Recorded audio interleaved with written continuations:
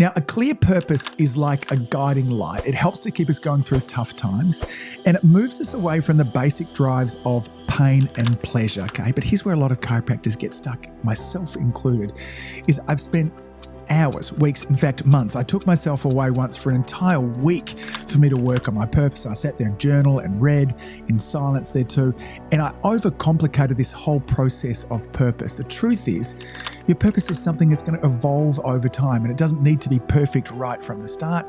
But purpose helps us to answer the question, why does our practice exist just beyond revenue? So when we're lacking motivation, if we can go back to our why, if we can understand what our why is, it can move us out of those low energy states, it can move us out of those low motivation states there too. And it can start to have us, see the bigger picture of what's going on.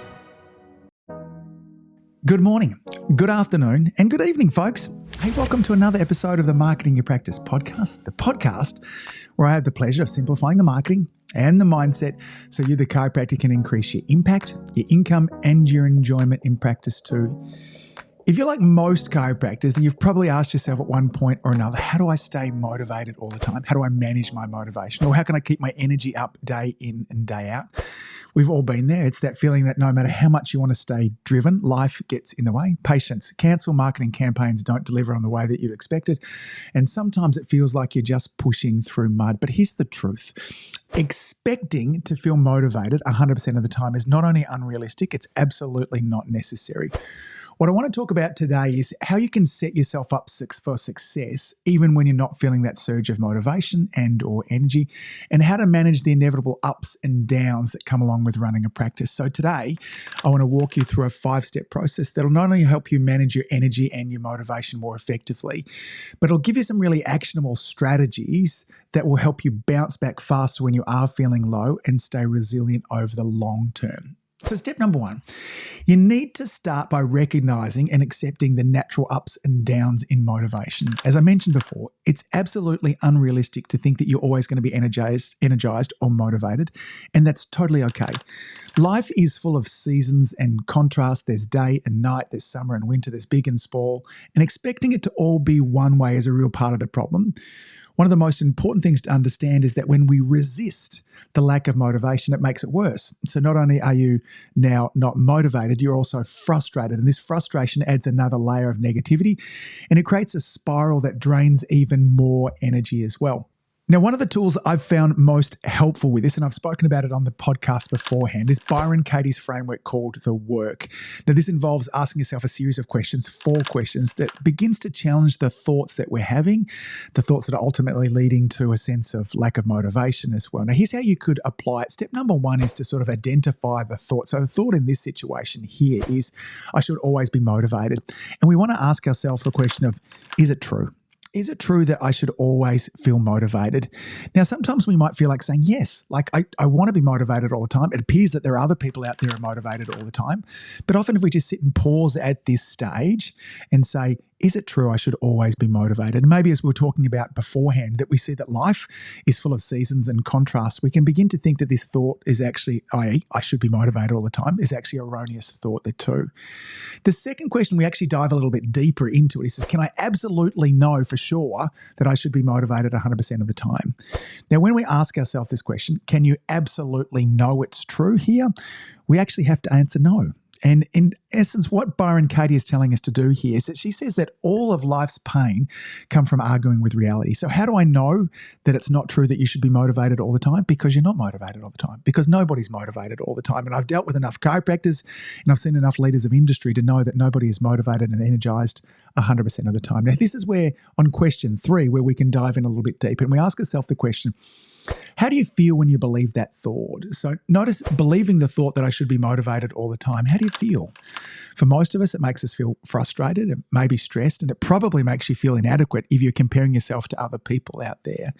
And then when we look at what actions do we end up taking from that too, it just makes it even worse. The 4th question that Byron has us ask is, who would you be without that thought? Imagine the relief of not holding on to the idea that I needed to be motivated all the time. If you could actually accept the ups and downs as a normal part of life, what would you be free to do? Now, acceptance creates a space for you to move forward. So I'm not saying here that we shouldn't try and do anything about it, but arguing with reality, arguing with the frustration has never had me go forwards, and most people doesn't help them move forward. So we acknowledge the downs instead of resisting this, and we begin to find more productive ways of dealing with them, okay? This idea of should and these sorts of expectations create this negative spiral that actually never move out of it. So whenever I get stuck and I have a sense of feeling of frustration, I often come back to Byron Katie's work. What is the thought I'm having? Is that thought true? Can I absolutely know that it's true? How do I feel when I think that thought? And who would I be without that thought? And often going through that process, which sometimes I can do in a matter of moments, and sometimes I want to delve a little deeper into it and do some journaling with this as well. It helps to relieve me of the frustration and the layers that make it even worse from there too, okay? So some key takeaways. You don't have to feel motivated all the time. It's totally okay to have some ups and downs. Acceptance helps to reduce frustration, and fighting against a lack of motivation only makes it worse, okay? So when we resist against it, it only makes it worse. So use Byron Katie's questions to challenge your thinking and to create a healthier relationship with your feelings. So some final thoughts on this first point here. Accepting your low points doesn't mean giving up, okay? It means you're being kind to yourself. So it allows a sense of self-compassion. By letting go of the unrealistic expectation of being motivated all the time, you free up the emotional energy to focus on what's important and make progress even on the tough days.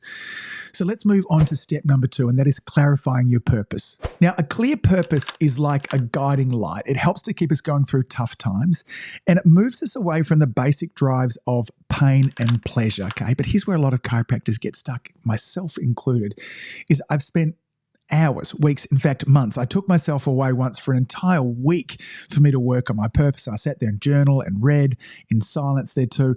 And I overcomplicated this whole process of purpose. The truth is, your purpose is something that's going to evolve over time, and it doesn't need to be perfect right from the start. But purpose helps us to answer the question, why does our practice exist just beyond revenue? So when we're lacking motivation, if we can go back to our why, if we can understand what our why is, it can move us out of those low energy states. It can move us out of those low motivation states there too.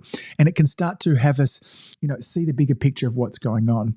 Now, I recently ran a training session with community influencers where I took them to helping them to put together their practice purpose. And we answered just 2 really simple questions to help you clarify your purpose. And the first one is, what is the ultimate outcome that you want for your patients? Think about how it is that you want your patients' lives to improve through your care. Is it helping them live pain-free lives, active lives? Is it about empowering them to take control of the health? What is the outcome that you want for your practice members? Okay, now example about this might be, I want my patients to be empowered to live healthy, active lives, free from sickness, disease, and pain, so they can fully enjoy their families and their work. That's an example that someone might come up with as well. So that first question is, what is the ultimate outcome that you want for your practice members? The second question is, how do you want your practice to be known in the community? This allows us to kind of step back and look at a bigger picture. How do you want your practice to stand out in your local community? Maybe you want to be known as the go-to expert for family health. Maybe it's athletes, holistic wellness.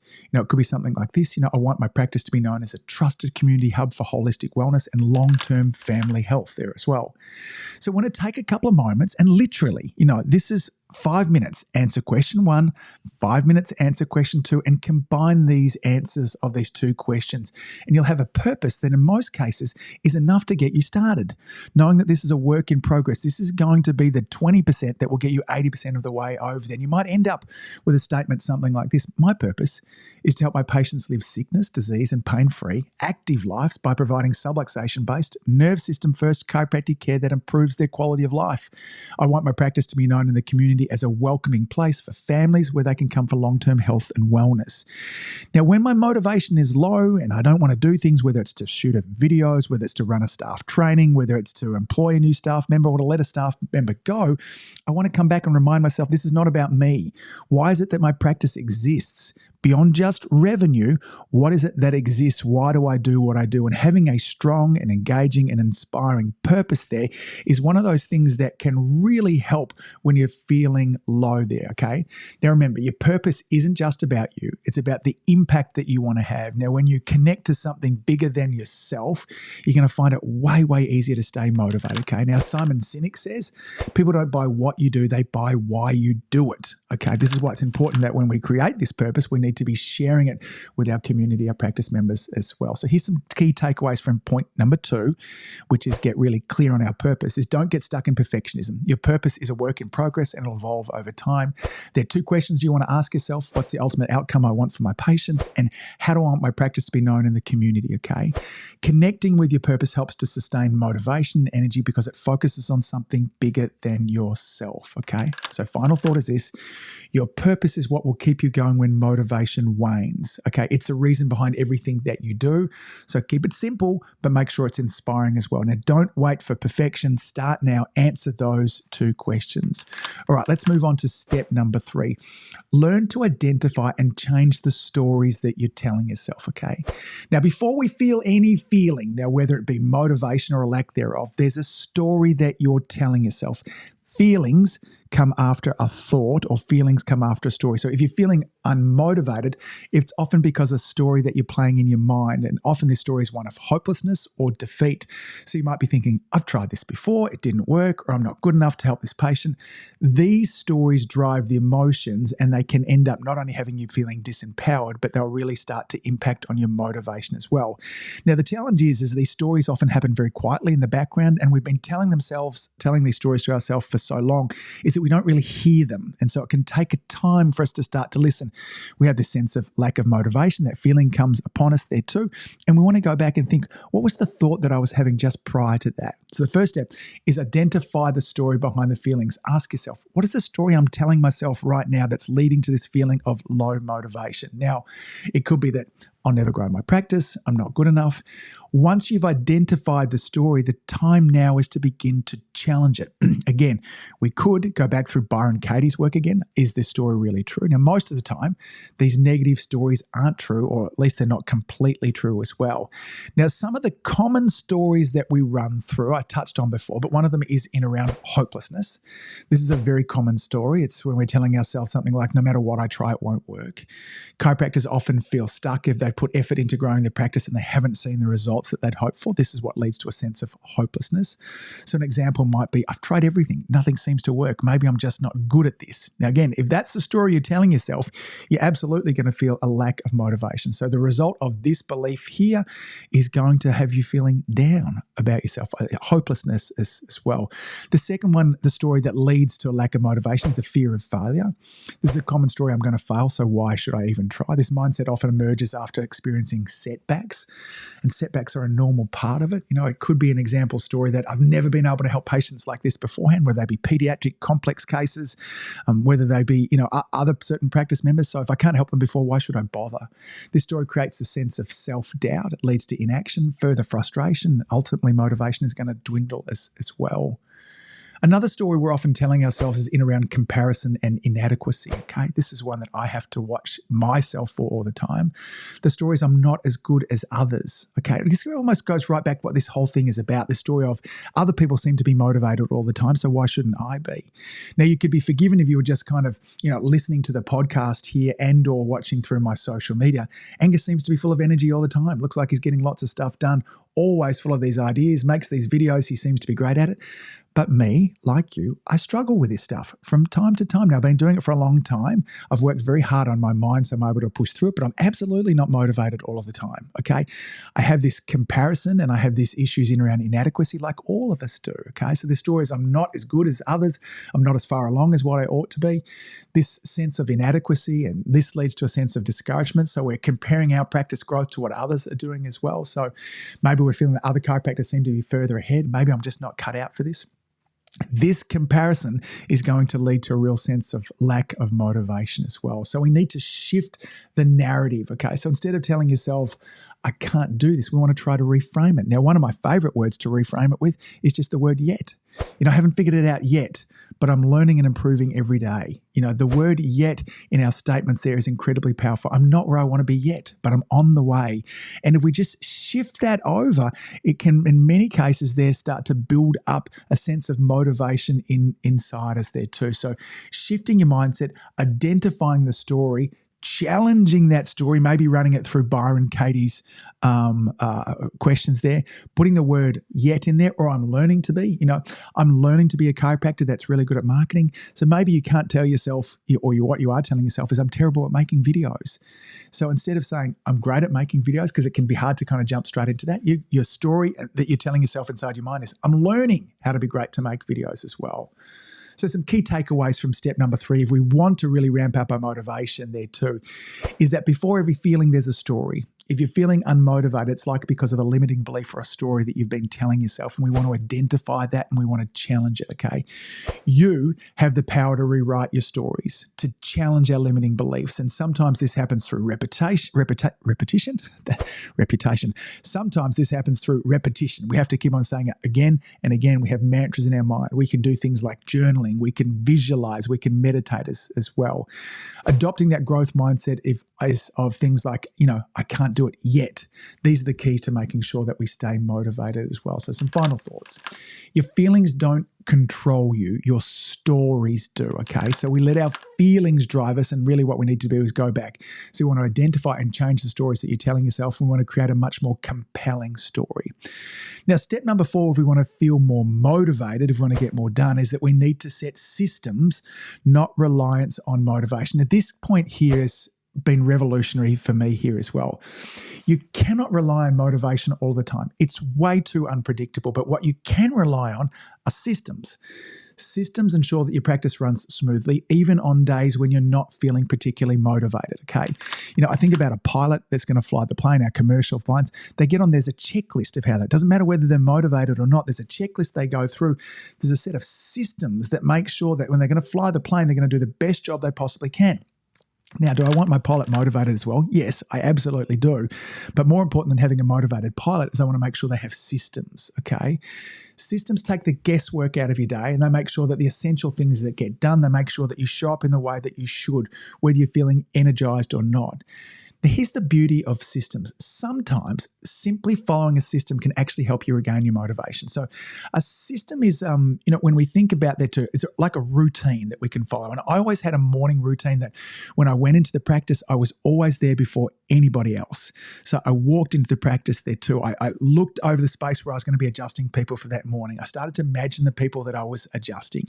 I went back and I sat in my office there too, and I read some chiropractic literature, whether it was a book. I had lots of Ziegler stuff that I would read, and then I would sit there and I would meditate and visualize for 10 minutes.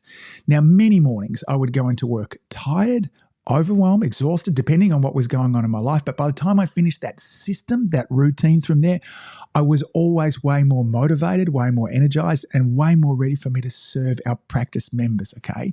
Now, again, if you want to think about systems, just the episode before this, I had an amazing chat with David Jennings, the author of the book Systemology, and we really dive into that, okay? But some key things to think about there as well is start with the major areas of your practice, okay?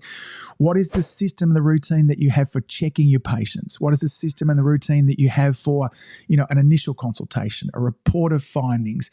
What is the system or routine that your practice has for answering the phones as well? We then want to create repeatable processes. Okay, so then where possible, delegate and automate where possible. Okay, so some of these things that we shouldn't be doing. Okay, we don't need to be answering the phone. We don't need to be checking our patients out.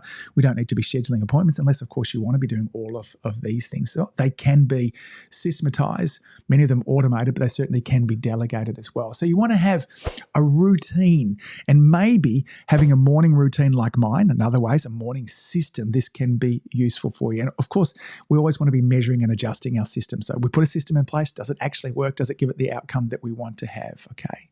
So here's some key takeaways that again, if you want a deeper dive on systems, listen to the episode previous to this one. Don't depend on motivation to drive your day. Rely on systems instead. Okay. Systems create consistency, and they make sure that the important things that get done. Okay. Systems can also help to really reignite your motivation because they create momentum as well. Start small, okay? It might be just a morning routine as well. Systems give you the structure that you need to succeed even when motivation is low. So when you have reliable processes or systems in place, you're setting yourself up for long-term success, and that consistently will often lead to renewed energy and motivation. It's been said something like this: we don't rise to the level of our goals, we drop to the level of our systems and or our habits. Now, the fifth step, if we're wanting to manage our motivation, if we're wanting to minimize the ups and downs in practice, is really to build resilience through self-care as well. So when it comes to staying motivated and energized, you can't rely on sheer willpower alone. Willpower is something that runs out. We're at a willpower maximum in the morning, and usually by early morning, early afternoon there as well, it starts to run out. We run empty on it. It's a finite. There's actually been a lot of research on this as well. And if we're constantly pushing ourselves without taking care of our own needs, then burnout is not one of those things that's possible. It's absolutely inevitable. And some of what many of you are feeling is not a lack of motivation, it's burnout, okay? So building resilience starts with taking care of yourself both physically and mentally so you can show up fully for your practice members, okay, for your staff, and then also for your family, okay? Now, self-care, again, I'm preaching to the choir here, but there's still so many chiropractors that I know that are really good at telling the story but not so good at listening to it, okay? Motivation is going to come and go, but self-care will help to build the foundations and the reserves that'll help you stay consistent, okay? It'll minimize the downs and it'll maximize how quickly we can bounce back of that. It's a way for us to recharge our batteries, to think of it like that too, okay? Resilience isn't about pushing through tough times. It's about knowing how to restore yourself, all right? What do we need to do to actually restore yourself so that you can keep going after a long haul? So now, here's some practical steps as well, okay? Prioritize physical health. Move daily, okay? Now, whether it's just going for a walk, whether it's a run, just take a couple of moments, get outside and make sure that you're moving your body. Fuel your body, okay? Pay attention to your nutrition. I don't think that there is a diet that's right for everybody, but I think there's a diet that's right for you. What is the one that you can stick to? Notice, how do you feel when you eat certain foods? For some people, they eat carbs, they feel great.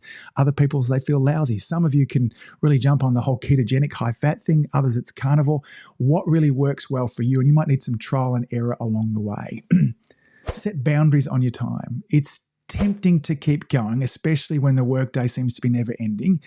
But if you're not setting clear boundaries, then burnout is something that will absolutely be inevitable. Don't fall into the habit of saying yes to everything. So block out time for yourself. Again, one of the big things that I needed to do is to make sure that I started to put my gym and exercises in my diary. And to begin with, I actually had put these in as a meeting because I would feel guilty about blocking this time off for me to actually go and exercise, okay? Know when to switch off, okay? Most of us are always available. We run our own business. We're messaging patients after hours. We're calling them on the weekend. We're going in to deliver adjustments on the weekend as well. And whilst this is great in some ways, we need to have some boundaries and we need to have some times when we switch off from all of this. We need to protect our personal time as well. We need to make sure that we're engaging in mental and emotional self-care, okay? Not just physical, but how we're taking care of our emotional well-being. The stress of running a practice can be overwhelming, the stress of life nowadays, okay? So this could be mindfulness or meditation. It could be breath work.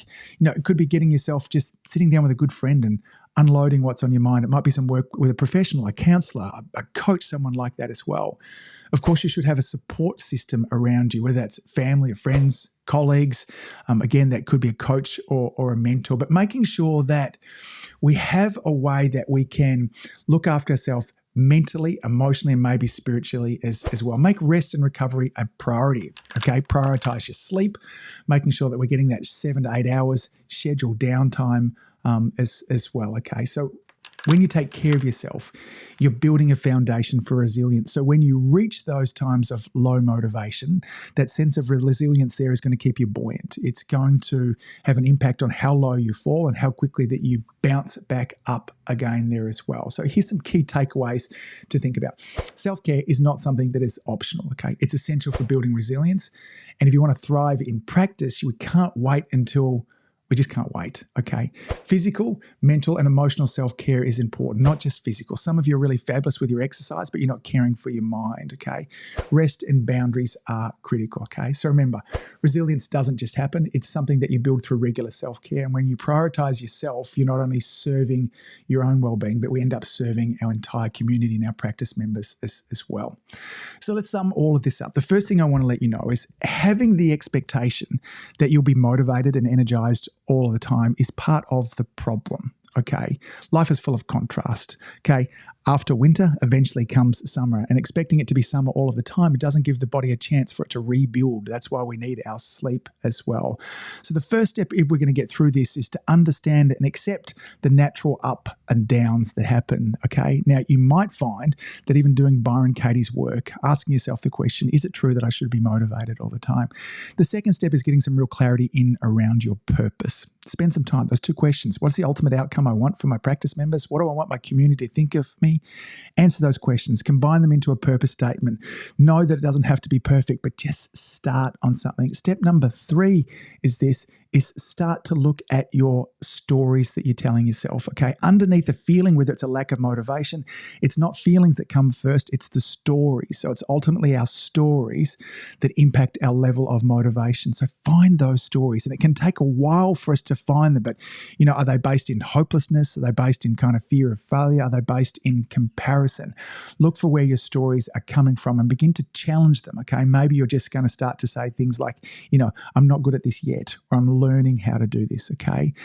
The fourth step is don't rely on motivation, rely on systems, okay? How can you create the habits and the systems that mean that even when you're feeling a lack of energy, when you're not feeling the motivation, that you can come to work and you can still do a really great job? What is the system that you have in place for how you check your patients, do your consultations, report of findings, re-exams, all of those things?